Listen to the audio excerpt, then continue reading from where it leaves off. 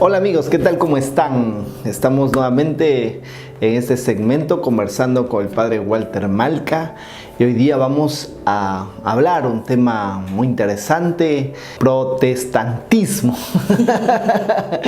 Protestantismo y sectarismo. Así es que el tema está candente.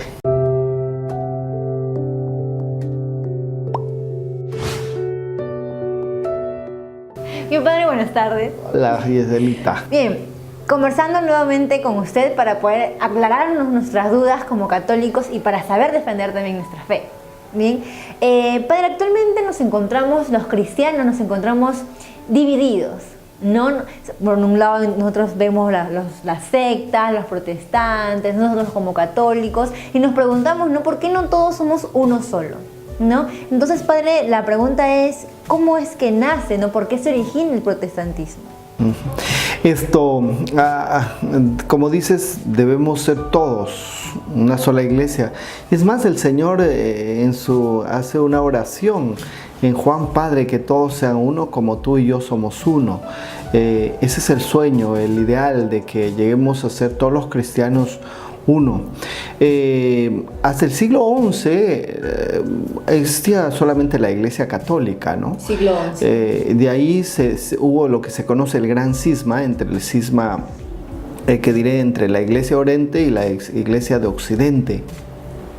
Y se separó ahí el gran cisma. Con ellos hay mucha similitud, ¿no? Mucha similitud, y lo único que nos diferencia es en el tema del Papa, ¿no? Que ellos no aceptan al Papa del Papa, ¿no? Únicamente eso. Después hay es casi... Eso es respecto a la Iglesia de Oriente con la Iglesia de Occidente. Nosotros pertenecemos a la Iglesia de Occidente, ¿no? Claro. Entonces, pero hacia los años 1500, siglo XVI, ahí sí surgieron lo que se llaman los protestantes.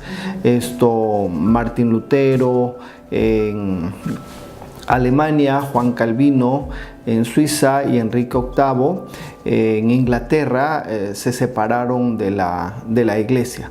Empezó primero Martín Lutero. Yo personalmente creo que Martín Lutero en muchas cosas tenía razón, ¿no?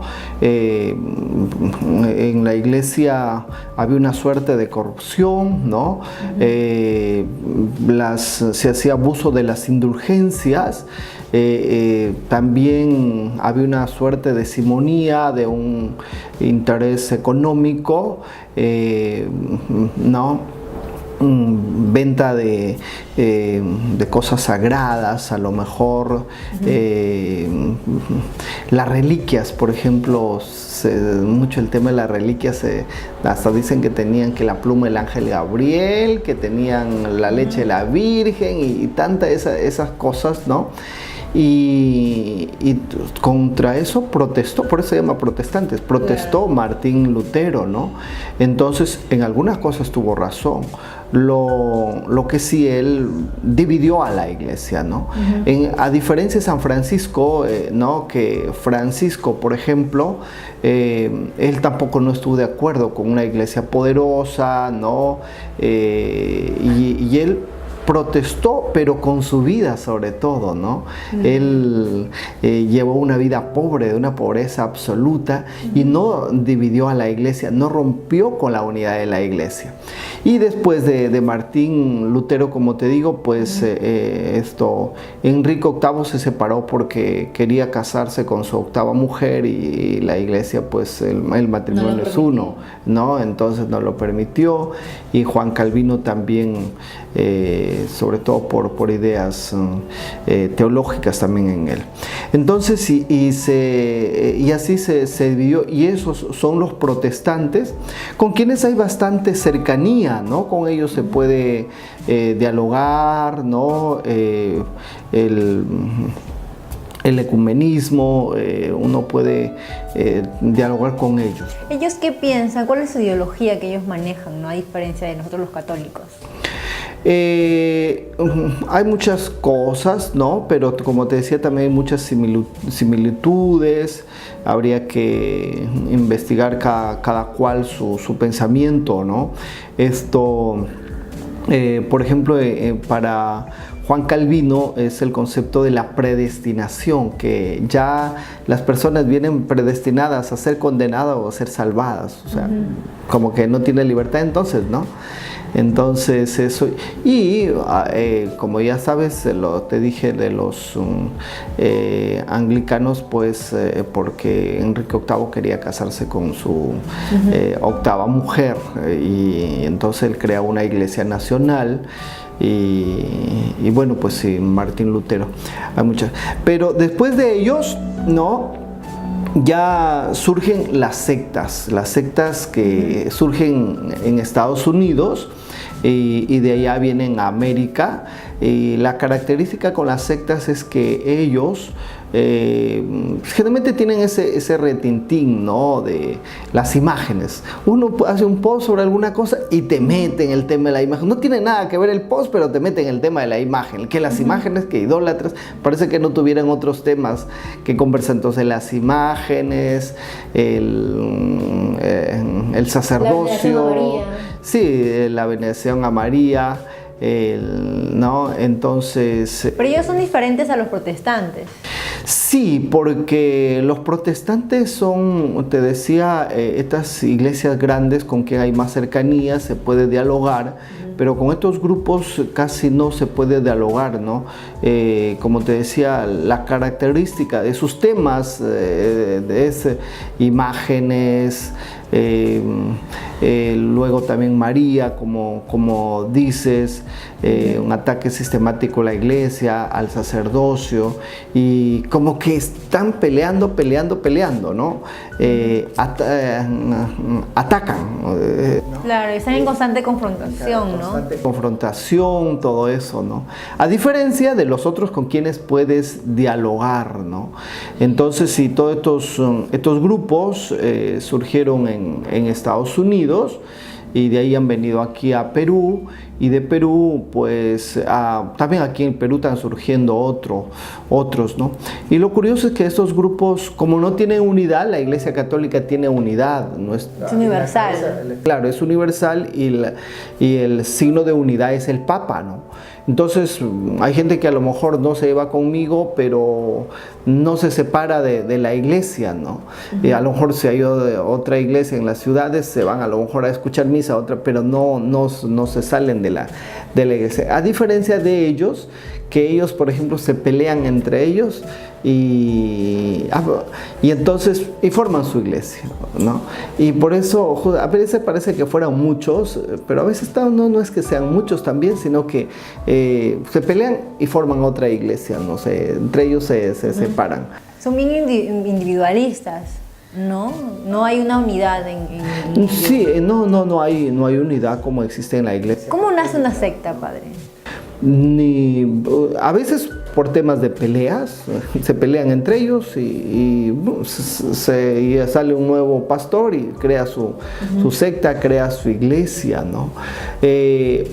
A veces también hay gente que se cree revelada, como que Dios se les presenta, tienen sueños, visiones. Como el fundador de los mormones, por ejemplo, que tenía visiones, pero que se cree que parece que tenía él algún problema psiquiátrico. Hay una enfermedad que tenía, que donde la gente ve y oye cosas, y entonces posiblemente tenía problemas psiquiátricos, el fundador de los mormones, ¿no?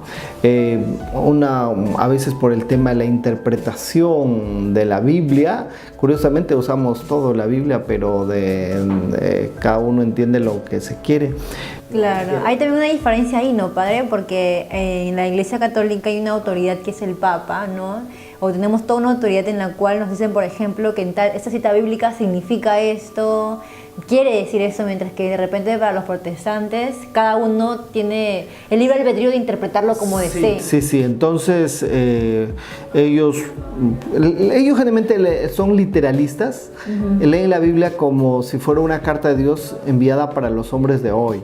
Y la Biblia no es así. La Biblia es un libro tan antiguo que se escribió fundamentalmente un mensaje para los hombres de aquel tiempo, hace 2000, 3000 años, ¿no? Y ellos se olvidan ese proceso. La Biblia se escribió un periodo de 1000 años, del año 100, desde el año, desde el año 900 antes de Cristo hasta el año 100 después de Cristo. ¿Qué pensaban esos hombres? ¿Cuál era su cultura? ¿Y qué les dijo y cómo lo dijo Dios, ¿no? Entonces, para entender la Biblia tenemos que hacer ese paso, ¿no? Saber el contexto. Eso es lo que se llama la exégesis y luego la hermenéutica. ¿Qué me dice este texto?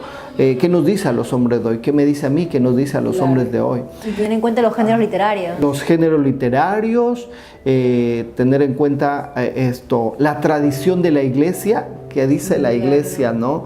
¿Qué dice el magisterio, la enseñanza de los papas?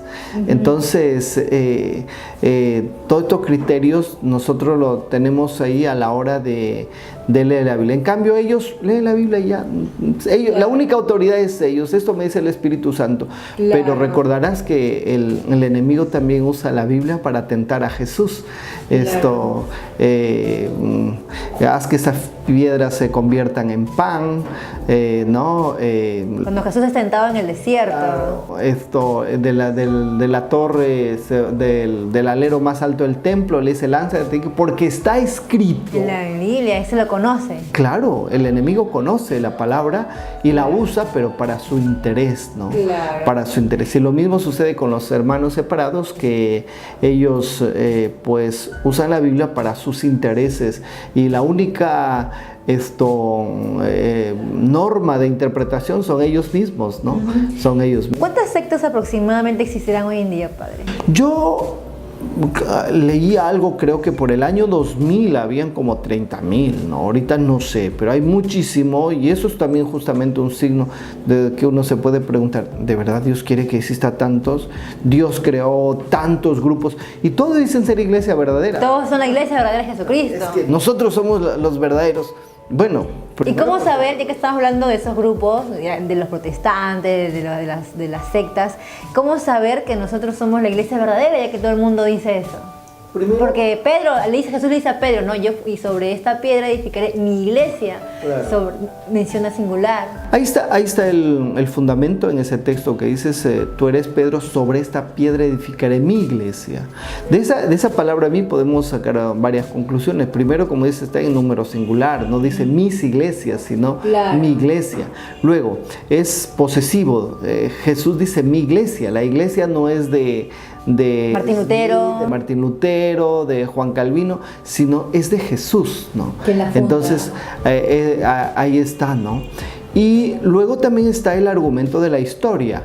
O sea, la historia atestigua que todos estos grupos surgieron, ¿no? Como en Europa, los otros en Estados Unidos, otros están viniendo, ¿no? Y la Iglesia Católica hasta el año hasta el siglo XI existía una sola iglesia unida, ¿no? En el Papa, luego se divide con el cisma de Oriente, en la iglesia oriente y la iglesia de occidente, y por los años 1500, como te digo, están los protestantes que separan la iglesia, y luego hace 100, 200 años que en Estados Unidos van surgiendo nuevos grupos, ¿no? Entonces la historia es testigo de que ha existido una sola iglesia, ¿no? Eso es lo que el argumento histórico, claro, que ellos no pueden, no hay ninguna de nosotros somos la. Y algo muy interesante que quisiera decirte, ellos que aman, que dicen amar la Biblia y todo, curiosamente no tendrían la Biblia si no hubiese sido. Claro, está bien eso. Quien hizo la Biblia, no quien la escribió, quien hizo la Biblia fue la Iglesia Católica. ¿Quién juntó? El origen de la Biblia es todo, ¿no? Desde ya la Biblia, el Antiguo Testamento, ya eso lo tenían los judíos, ¿no? Y luego el Nuevo Testamento, pues ya los cristianos, ¿no? Y entonces llega un momento en que la Iglesia Católica determina lo que se llaman los libros canónicos, los que son libros revelados por Dios. Claro. Entonces esa Biblia pues lo ha tenido la Iglesia Católica y ha alimentado su vida hasta por 1500 años, ¿no? 1500 claro. años. O sea, hasta que nace los protestantes. Si no hubiese habido la Iglesia Católica, los evangélicos no tendrían Biblia. No tendrían Biblia. Padre, interesante. ¿Y por qué un católico? Porque también hay las sectas principalmente nacen, ¿no?, de estas personas que, como ustedes no se creen reveladas, ¿no? Y forman su propia iglesia fuera de su casa, en el costado de su casa, ya ponen la iglesia, el propio nombre. ¿Por qué un católico va a estas iglesias? ¿Deja de ser católico para volverse un evangélico, miembro de este tipo de sectas? Varias cosas a veces influyen. Están enfermos y lo visita de repente los evangélicos, van buscando nuevas experiencias también, ¿no? Y por lo general son gente que no son formada en la iglesia, muy raros son los que tengan, por eso dicen católico ignorante, futuro protestante, ¿no? Porque cuando ya tienen una formación, saben, es muy difícil que se confundan, ¿no? Entonces, pero a veces hay católicos que son solamente de misa, a veces ni siquiera van a misa, solamente se van a la fiesta. Claro, católicos light, por eso. No, entonces, y claro, no conocen su fe y por eso se van para allá. Es más fácil para que los pastores llamarlos y atraerlos hacia sus iglesias. Sí, sí. Ahorita se me ocurre también a veces lo que preguntaste, el tema del por qué se van allá, o las sectas también, surgen algunos por intereses económicos, ¿no? Por el diezmo. En Estados Unidos hay iglesias muy grandes de pastores donde tienen a lo mejor un montón de gente, y hay un tema económico. Aquí en el Perú hemos visto que los de Pare de Sufrir es un coladero de plata, y también que estaban investigados, creo que por lavado de dinero, ¿no? Uh-huh. Entonces, y lo mismo con el pastor Santana, que también está en ese lío, en esa problemática, ¿no?, donde se ve el tema del dinero. Hay un interés, un afán enorme por el dinero, y por eso crean sus sectas. Es un negocio, y es una suerte de simonía también, ¿no? Claro. ¿Cuál debe ser nuestra posición? ¿O cuál es la posición de la Iglesia Católica frente a los protestantes, frente a estas sectas, a estos grupos religiosos, ¿no?, que dicen ser la Iglesia verdadera, ¿no? ¿Qué hace la Iglesia Católica frente a esto? Pues yo creo que tenemos que formar más a nuestra gente, ¿no? Tenemos que formar, como te decía, como esa frase que dice católico ignorante, futuro protestante. Entonces hay que formar. A veces también quizás otros se van por el antitestimonio de algunos sacerdotes, lamentablemente, por gruñones, maltrataron a la gente y la gente está resentida y se van. O las mismas personas dentro de la iglesia, ¿no? También. Como dice, pues la gente de la parroquia son así, ¿qué seré yo? No voy a esa iglesia. Entonces creo que tenemos que vivir el evangelio para que evitemos que la gente se vaya, ¿no?, a esos grupos. También, padre, la Iglesia Católica hace estas reuniones del ecumenismo, ¿verdad? Sí, entonces se promueve, pero tienen que estar, no cualquiera puede decir, vamos a hacer ecumenismo, ¿no?